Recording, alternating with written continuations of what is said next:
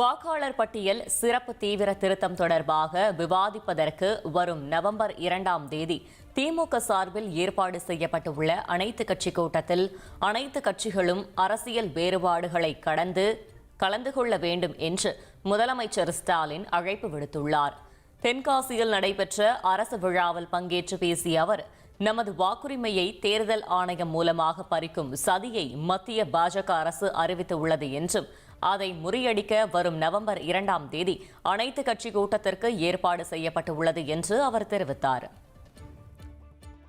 இப்போ தேர்தல் ஆணையம் மூலமா சிறப்பு தீவிர வாக்காளர் பட்டியல் திருத்தம் என்கிற பேர்ல நம்முடைய வாக்குரிமையை பறிக்கிற சதியை அறிவிச்சிருக்கிறாங்க. வருகிற நவம்பர் 2ஆம் தேதி என்று